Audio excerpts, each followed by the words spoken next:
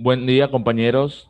Mi nombre es Luis Fernando Galán Raymond y junto con mi equipo de la Escuelita Benemérita Norbert Cruzana, con los integrantes de Liliana Paola Delgado, Catherine Lili Díaz, Alexandra Hernández y Julián Javier Vázquez, hablaremos acerca del protocolo de actuación en casos de violencia en la escuela primaria. Mi compañera Lili comenzará a hablar. Bueno, pues para iniciar tenemos que tener en claro lo que es convivencia, que es la capacidad de las personas de vivir con otras, por eso se dice convivir.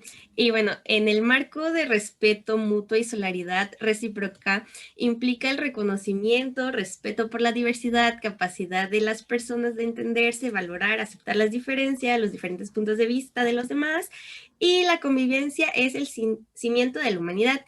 Bueno, en las instituciones socializadoras como la familia y la escuela se debe de tener, bueno, tiene el deber de contribuir a la mejora de la misma, por lo que es imprescindible apoyar la promoción de las buenas relaciones, coexistencia para prevenir y mejorar los conflictos que susciten con la finalidad de distribuir los actos de violencia. En la escuela como institución eminente social, provee espacios, tiempos de encuentro y de relación personal entre educadores, educandos, padres de familia, que se constituye en un ámbito apropiado para el desarrollo educativo y humano de los alumnos, cuyo resultado debe reflejarse en una armónica convivencia escolar. Sin embargo, la violencia o el acoso escolar son problemas que se presentan tanto dentro como fuera de los planteles educativos. Son acciones agresivas entre los alumnos que obstaculizan la formación adecuada y el adecuado desarrollo de los mismos. Por ello debemos privilegiar el desarrollo de los educandos porque constituye el principal factor para el desarrollo integral de los alumnos, por lo que resulta incuestionable que estamos obligados a preservar en los planteles educativos la integridad física, psicológica y social de los educandos, sustentando el respeto y la dignidad, por el cual se estima que es necesario implementar un esquema sistematizado para recibir, atender y dar seguimiento a las quejas y denuncias de violencia o acoso escolar que se están presentando. Y bueno, observando lo que es, bueno, de acuerdo a lo que es el protocolo de actuación para una escuela libre de violencia, es en donde establecemos los procesos para la atención en la escuela en casos de violencia o bullying. En donde los pasos es la identificación, el registro, notificación, intervención, evaluación y retroalimentación. Son 6 pasos. Y bueno, los procesos que aquí se enuncian van encaminadas a construir un ambiente de sana convivencia y de seguridad en los centros escolares para fortalecer, propiciar espacios donde los alumnos puedan crecer, formarse y socializar en condiciones armónicas. La siguiente, compañero, por favor. Bueno, este protocolo tiene como objetivo ofrecer los procedimientos para atender una escuela si su capacidad institucional lo permite en los casos de bullying, así como fortalecer las prácticas de convivencia armónica para lograr espacios educativos libres de violencia en la inclusión y el respeto a la dignidad humana. Y ya eso es todo por mi parte. Muy bien, compañero. Bien, es momento de hablar ahora acerca de la prevención del acoso escolar. ¿Cómo podemos prevenir el acoso escolar en lo que es la escuela? Para prevenir el acoso escolar es una responsabilidad de toda la comunidad escolar. No solamente es de un actor, sino de todos aquellos que se ven involucrados dentro de la comunidad escolar, que son los madres, padres y tutores, los docentes, el personal administrativo y o personas que no son docentes que forman parte del plantel, ya que algunas escuelas contratan conserje, contratan un portero o determinada persona que trabaje para la institución escolar, el personal directivo que está conformado por director y subdirector y en algunos casos el apoyo técnico escolar y los supervisores escolares. Cada uno va a tener una importancia dentro de la prevención del acoso escolar. Por ejemplo, las madres, padres y tutores deben de conocer los documentos normativos y de organización escolar expedidos tanto por la Secretaría de Educación pública o del Estado y de carácter interno del plantel. Deben de conocer la información de la autoridad educativa y administrativa para así poder solicitar la aplicación de acciones de prevención y, en caso de ser necesario, ejecutar acciones de actuación.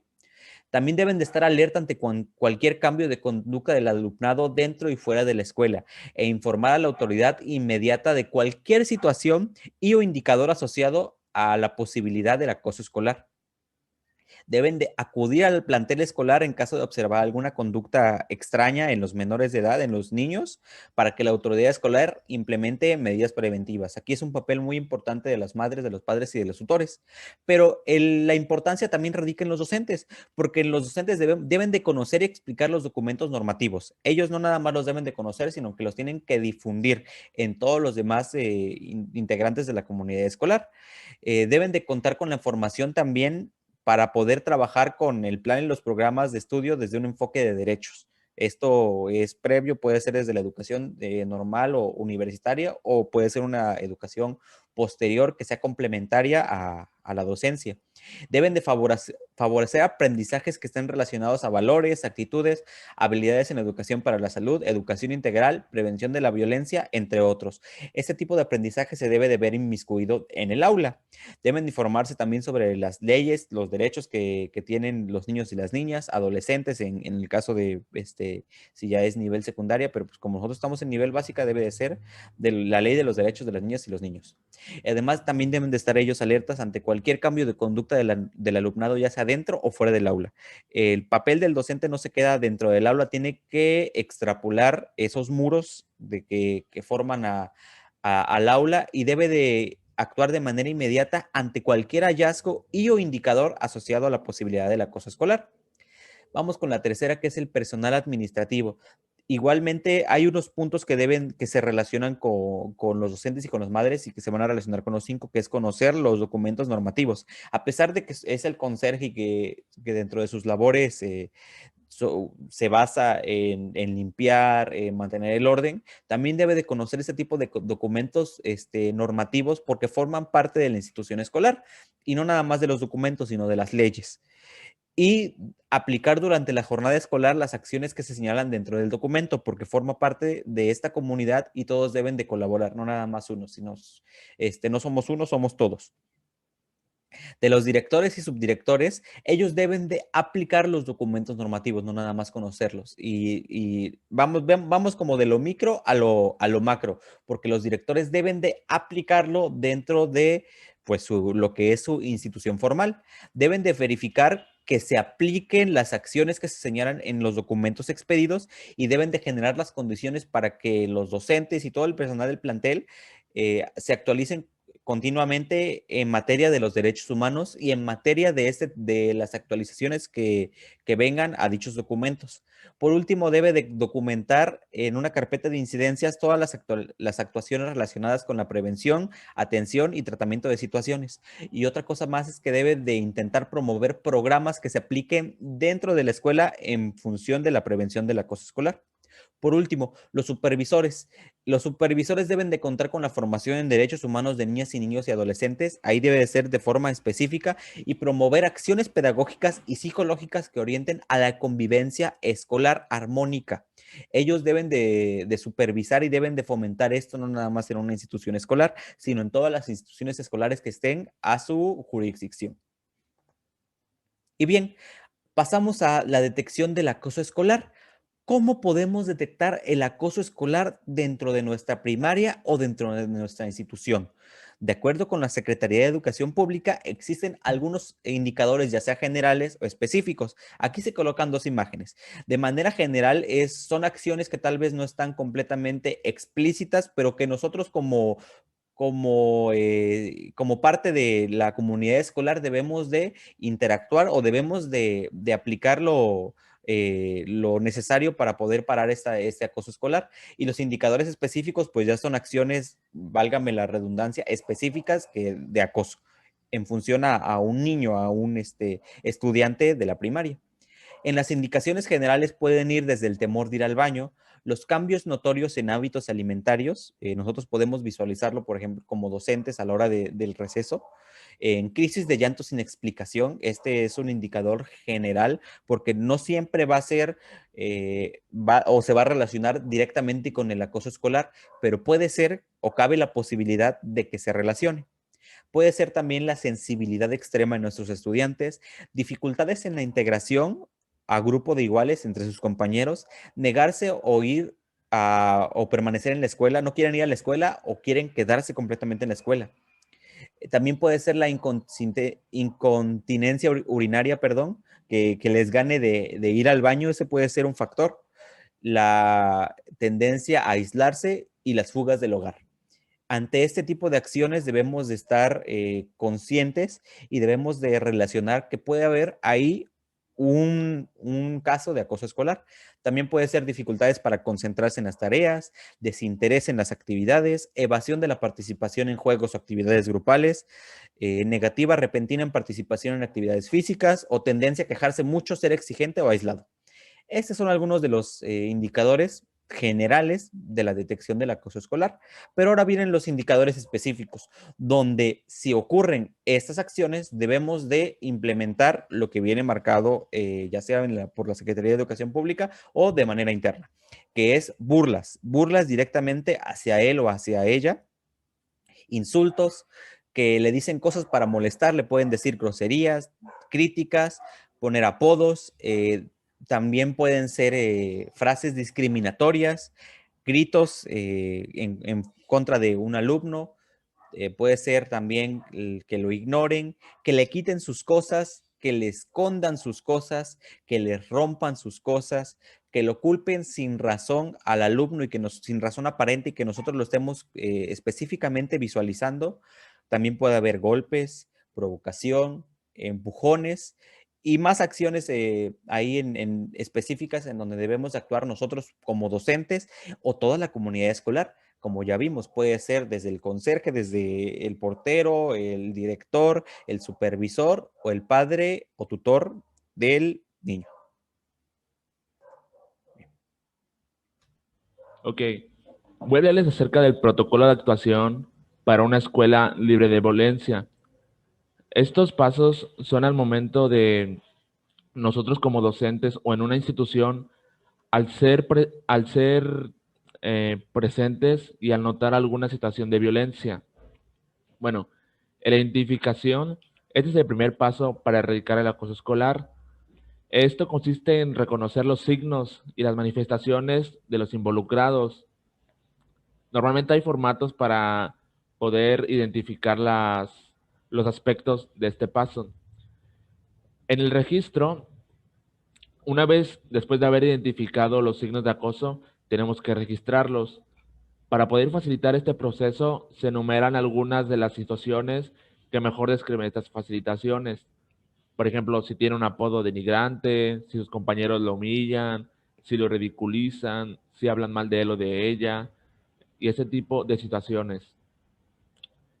En la notificación, una vez que hayamos identificado y registrado el caso de bullying, tenemos que notificar siempre a la instancia inmediata superior, ya sea a la dirección, al supervisor, o al presidente del consejo, o alguna autoridad educativa local, aun si es el docente, puede ser el docente o en la escuela. El siguiente paso es la intervención. Esta va exclusivamente centrada en el agresor o en la víctima. Es necesario que no se tomen medidas inmediatas, ya que normalmente podrían actuar de una forma no necesaria, como por ejemplo el que se distinga mucho al agresor de la víctima, que lo hagamos sentir diferente en un salón de clases, que lo destaquemos. La mejor forma de prevenir el acoso escolar es construyendo una sana convivencia desde la disciplina y la cultura de la legalidad. Por ejemplo, para intervenir a la víctima se tiene que actuar con prudencia para no exponerlo ante sus compañeros, ya que muchas veces podría sentir vergüenza o sentirse más vulnerables. Tampoco hay que ponerlo en una situación de riesgo. Hay que protegerla y siempre hacerla sentir segura. Hay que darle confianza y que va a nuestro interés por querer ayudarla. Bueno, eso es para la víctima. Y ahora, para intervenir al agresor, Tenemos que actuar, como lo había mencionado, con prudencia para que no destaque ante sus demás compañeros, que no se note la diferencia. Hay que explicarle claramente que esos comportamientos no se toleran en la institución. No debemos evidenciarlo ante sus compañeros. Hay que tener siempre empatía para que pueda comprender cómo se siente su víctima. El siguiente paso es la evaluación. Y está en la medida en que se va interviniendo en cada una de las partes, podremos ir evaluando los resultados para ver si la intervención fue exitosa. Y por último paso es la retroalimentación. A esta se refiere a que los docentes deben trabajar lo evaluado y lo sucedido en las prácticas de intervención preventiva para así poder erradicar el acoso escolar a través de acciones cotidianas como la convivencia democrática entre directivos, educación de emociones, la desarticulación del triángulo bullying, que es víctima, agresor y copartícipe. Ok, compañeros, eso ha sido todo por mi parte. Okay, bueno, de acuerdo a las acciones que nos han comentado anteriormente nuestros compañeros, nos surge la pregunta de cómo se suscitó este protocolo. Bueno, las autoridades educativas del país consideraron dotar todas las escuelas e identificar estas acciones para ejercer alguna solución, y fue por ello que actualizaron y realizaron protocolos. Y bueno, también, ¿qué es la violencia escolar? De inicio, la violencia escolar es todo acto que causa o puede llegar a causar hacia un estudiante. Siguiente, por favor. Bueno, en el sector escolar se manejan 3 tipos de violencia. Está la violencia psicológica, la violencia física y la violencia sexual. Y para cada una de ellas existe un protocolo distinto. En un total existen 6 protocolos. En el primer protocolo y segundo está la violencia psicológica y física. Bueno, en el caso del primer protocolo es sin lesiones y los agresores pues son entre estudiantes, entre compañeros. En cuanto al segundo protocolo está la violencia sexual y o física con lesiones y armas, es cuando los alumnos pues llegan a agredirse físicamente. Y puede ser igual entre estudiantes. Ahora, el tercer protocolo está la violencia psicológica, y el cuarto la violencia física, y el quinto la violencia sexual. Y en este se da entre el personal de la institución hacia un estudiante, ya no solamente es entre estudiantes. Y bueno, este personal pues pueden ser los docentes, el directivo, el personal administrativo, personal de limpieza, etcétera. Y bueno, estos casos se registran en las plataformas CISEP. En cuanto al sexto protocolo, está la violencia psicológica, física y o sexual. Pero el agresor puede ser de un familiar u otra persona. En este caso, pues ya no se registra en la plataforma CISEP. Y pues se hacen las demandas dentro de una institución. Siguiente, por favor. Okay. Siguiente.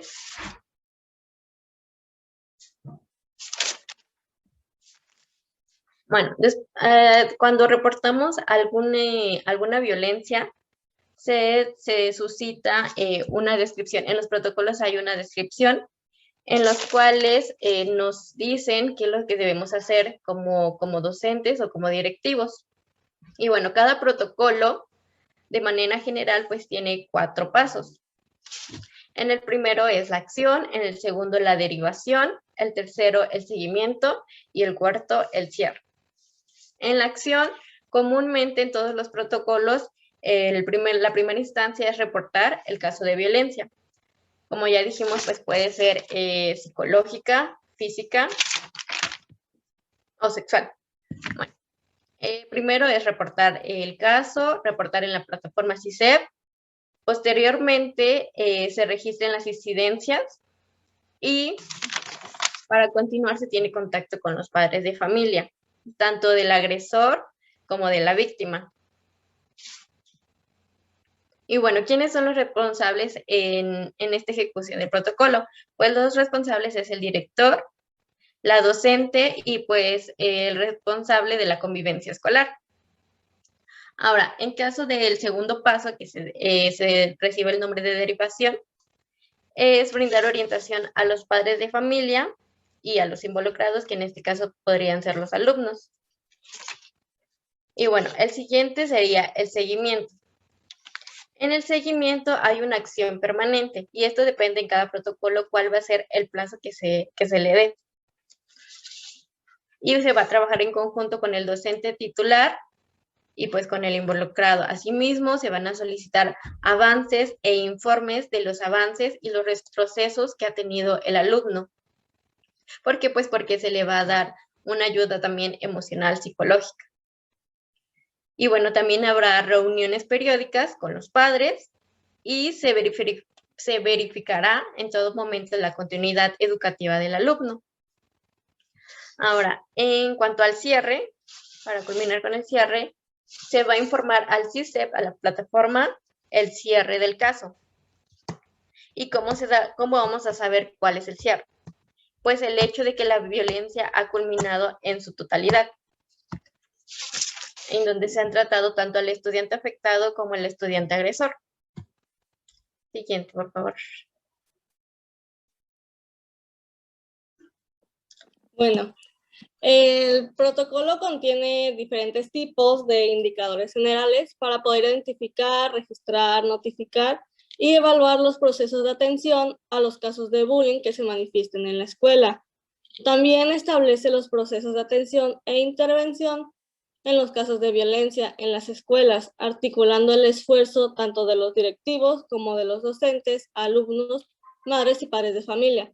También incluye a los supervisores, el consejo técnico y el consejo escolar de participación social. Este nos sugiere la instancia que puede brindar o solicitar apoyos institucionales para atender los casos de violencia que se presenten en el contexto escolar. Siguiente, por favor. Algunas sugerencias de actuación para cada integrante de la comunidad educativa en casos de acoso escolar serían comenzando por los docentes. Estos, ante un acto de violencia entre pares, actúan de inmediato para detener el problema y prevenir que la situación se haga más grave. Asimismo, identifica en los formatos establecidos los signos y casos de violencia que se presentan para poder registrarlos, para poder valorar y decidir si con su intervención puede resolver o no el caso. Asimismo, define y documenta las estrategias de intervención que desarrollará, así como el tiempo que estima necesario para evaluar el resultado de casos que se presentan. Él debe notificar siempre el caso de bullying al presidente del Consejo Técnico Escolar en los formatos establecidos. Mientras tanto, el presidente del Consejo Técnico Escolar, después de recibir de los docentes los formatos de notificación de los casos de bullying, él debe convocar, de ser necesario, a una sesión extraordinaria del Consejo Técnico Escolar para presentar el caso, para que estos puedan identificar si el caso notificado tiene expediente para ponerlo a disposición del Consejo Técnico. Después se da seguimiento hasta concluir el proceso de atención de cada caso de la escuela y recibe la información del proceso de atención por parte de la instancia superior, ya sea el caso. También el Consejo Técnico Escolar debe analizar el expediente de acoso escrito en el formato de notificación recibido, para que éste pueda diseñar el plan de intervención si se determina que la comunidad escolar tiene la capacidad institucional para atender ese caso. De no ser así, se debe recurrir a otras estrategias. Asimismo, establece el tiempo pertinente para evaluar el plan de intervención y notifica a los padres de los alumnos involucrados para que participen en dicho plan de intervención. Para finalizar, él notifica al supervisor de la zona escolar adjuntando el expediente y acta de la sesión del Consejo Técnico Escolar.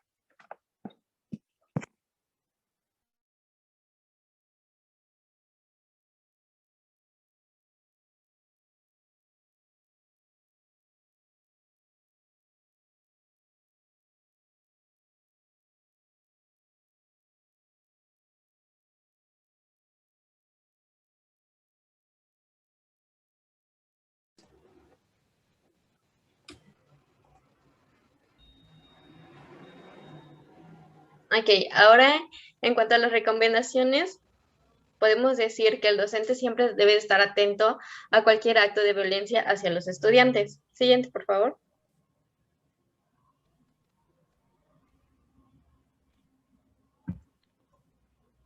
Ok.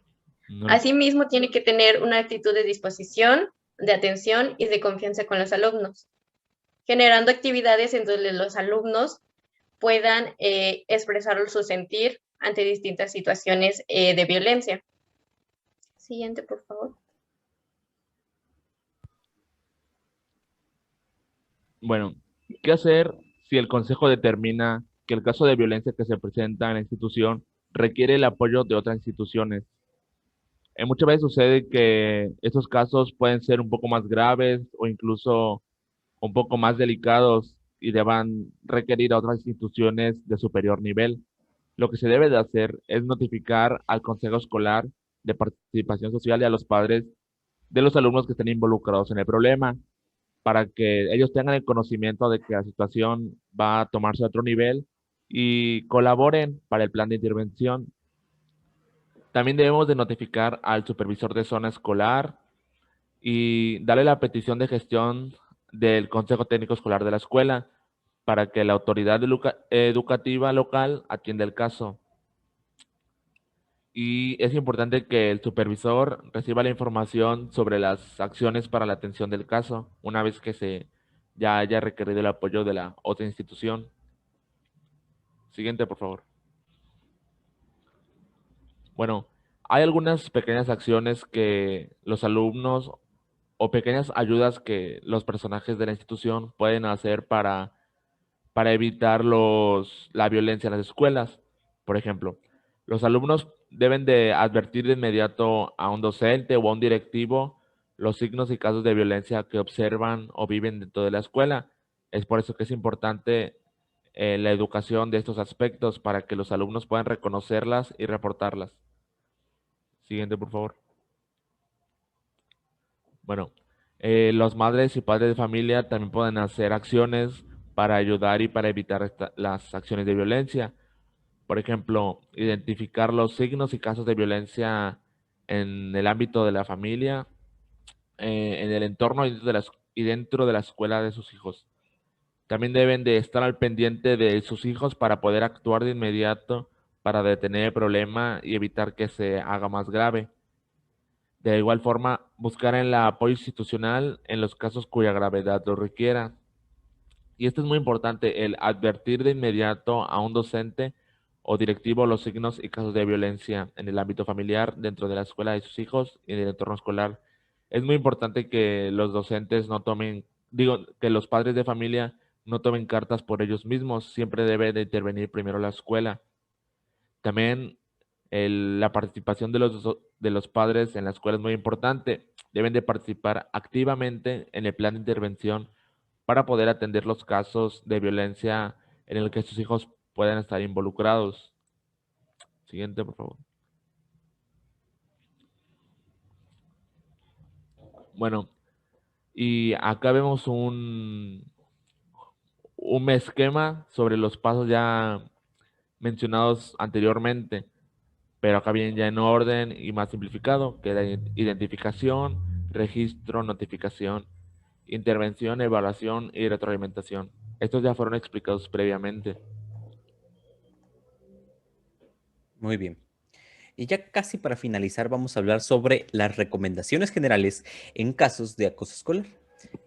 Estas, el personal docente y directivo de la escuela debe considerar las siguientes recomendaciones para atender a niñas, niños o adolescentes ante probables casos de acoso escolar. ¿Qué debemos de hacer? Bueno, son diferentes. Lo primero es recibir la información inmediatamente. No hay que escatimar, no hay que esperar, es recibir la información inmediatamente para ver cómo vamos a actuar. Estar disponible para escuchar al niño en el momento que lo solicite, con tiempo y la privacidad adecuadas, sin importar si es el acosado o el acosador. Muchas veces los docentes tienden a postergar algunas pláticas con los niños o no lo hacen en el lugar adecuado y debemos de tomar esto muy en cuenta, no importa si es el acosador o el acosado. Además, manifestar que se confía en el niño y en lo que cuenta, es explicarle de sus derechos, explicarle los programas que tenemos en la escuela para generar una confianza con él y que nos cuente todo lo que está sucediendo. Hay que explicarle que no tiene la culpa de lo que sucede. No importa aquí si es el acosado o el acosador. Es algo que pasó y es algo que se tiene que resolver. Y primero debemos escuchar sin interrumpir todo lo que el niño quiere expresar y luego organizar las preguntas. Debemos dejar que ellos se expresen y nos cuenten la versión de los hechos sin intervenir. Evitar la duplicidad de relatos y consignar entre comillas y textualmente sus dichos. Esto al momento de realizar una relatoría o de realizar una descripción de los hechos. Reiterando que estará bien y que todo es para que se encuentre mejor. Siempre va a ser eso, para que mejore la situación que se está viviendo. Además, asegurar que no le ocurrirá nada y que se le va a apoyar expresándole con atención y afecto. Y no debemos de notificar un caso de acoso escolar, nos hace cómplices de esa situación. Quiere decir que debemos de notificar cada caso de acoso escolar que se presente dentro de la institución. Bien. Llega el momento de dialogar sobre el protocolo de actuación, en donde vamos a expresar comentarios acerca de ello y o relatar experiencias experiencias nuestras en lo académico, ya sea actual o previamente. Doy la palabra a quien guste comenzar. Bueno, buenos días compañeros. A mí me gustaría comenzar dando un comentario acerca de lo funcional que ha sido estudiar este tema, ya que nosotros al estar iniciando en nuestras prácticas, ahorita al ser en línea tal vez no nos hemos percatado de muchas situaciones que pueden haber ocurrido en los salones, como de bullying o de burlas, pero tal vez muchas veces sí podemos notarlo al momento de que, por ejemplo, que una alumna de nosotros hable o dé su opinión, podemos notar, no sé, tal vez algunas risas burlonas de sus compañeros. Y nosotros al estar en formación tenemos que saber cómo abordar estas situaciones, ya que no, al no ser los docentes principales, ya que nos está diciendo que siempre debemos de ir con algún superior, en este caso nuestro maestro tutor o el director para atender estas situaciones. Yo, por el momento de mis prácticas, no me he encontrado alguna situación de bullying o de burla. Sin embargo, trato de estar siempre al pendiente y ya una vez que conozco los pasos, puedo saber cómo abordarlos de mejor manera. ¿Ustedes han tenido alguna situación en su escuela, compañeros? ¿En sus escuelas de prácticas? Bien, no he tenido una situación y como bien lo comentas, Fernando, tal vez es por que estamos en la virtualidad, no podemos visualizarla o puede también caber la posibilidad de que no existan tantas situaciones, ya que la interacción entre los alumnos es, pues, se podría decir que mínima, únicamente los que tienen ahí tal vez conexión entre ellos con los dispositivos de sus padres de familia o en la misma videollamada, pero el objetivo de hacer el protocolo es generar una escuela libre de violencia. Entonces, conocer los pasos a seguir, conocer lo que debemos hacer antes, lo que debemos hacer durante o lo que debemos hacer después es muy importante dentro de nuestra formación, ya que si bien no muchas escuelas tienen como tal un documento expedido por ellas o ni siquiera conocen los documentos expedidos por la Secretaría de Educación del Estado de Veracruz en nuestro caso o la Secretaría de Educación Pública, nosotros podemos incentivar que se comience a fomentar este tipo de protocolo e inclusive generar el documento que avale a la institución escolar y que, bueno, no, que avale los pasos que estamos siguiendo, porque al fin y al cabo nosotros los conocemos y lo estamos realizando de manera informal, pero al momento de nosotros expedir el documento ya tenemos una base o ya tenemos algo que nos está respaldando ante nuestras acciones. Exactamente. Exacto, compañeros. Bueno, en relación con lo que ustedes comentaron, concuerdo que es necesario informarnos por nuestra formación, porque nos estamos formando como docentes y debemos conocer de manera profunda el protocolo y asimismo también dárselo a conocer a los alumnos, porque pues no solo muchas veces la víctima no suele manifestarlo. Entonces, pues también si tiene algún compañerito, algún amigo, pues también nos puede informar a nosotros y ya nosotros sabemos cómo actuar ante dicha situación. Y bueno, supongo que también, bueno, en mi caso yo no lo conocía y pues tal vez hubiera servido cuando estuve, no sé, en educación primaria y pues podía ver situaciones de violencia físicas o de insultos hacia mis compañeros. Y pues que muchas veces se quedaba en que, bueno, le decimos a la maestra y pues ya hasta ahí quedó, ¿no? Entonces hay que darle un seguimiento de acuerdo a lo que nos dice el protocolo. Bueno, de igual manera, yo a lo largo de mis prácticas no noté ningún caso, pero tengo claro y me doy cuenta ahora que los mismos maestros deben de exigir que todos conozcan este protocolo en la educación para saber pues cómo actuar tanto las víctimas y sus familiares, al igual que la comunidad educativa, para que pues no se sientan perdidos en caso de que se presente alguna situación.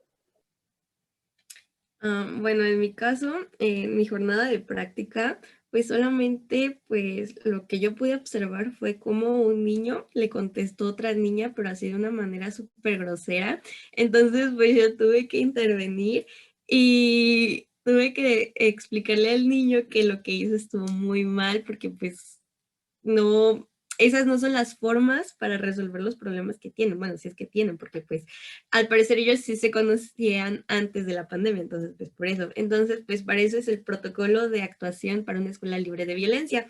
Y bueno, son acciones que van encaminadas hacia un ambiente de convivencia y de seguridad en los centros de la escuela para fortalecer y propiciar los espacios donde los alumnos puedan crecer, formarse y socializar en condiciones armónicas.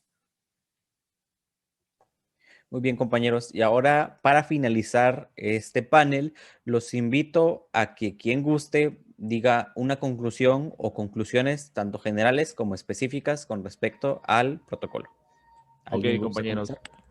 Bueno, a mí me gustaría compartir una idea que a lo largo de mi carrera, bueno, de nuestra carrera, se me ha estado implantando y creciendo cada vez más, que es que el docente se encuentra a muchos retos y la idea que tienen las demás personas acerca del docente nada más tienen que cuidar a los niños y enseñarles unas materias, ¿no? También podemos ver estos retos que es la violencia, retos que se encuentran los docentes que tal vez vienen problemas desde la casa, porque recordemos que la primera escuela es la casa. En la escuela no se debe de educar primero. Ahí muchas veces es el espacio seguro de los alumnos. Y si nosotros como docentes también no creamos ambientes de aprendizaje sanos y con buena convivencia, pues los alumnos también estarían viviendo lugares en donde no podrían desarrollarse de manera óptima. Entonces, al nosotros estudiar estos temas, podernos darnos cuenta que el papel del docente va más allá de solo instruir en las materias. Debemos de también educar valores y habilidades y competencias, compañeros.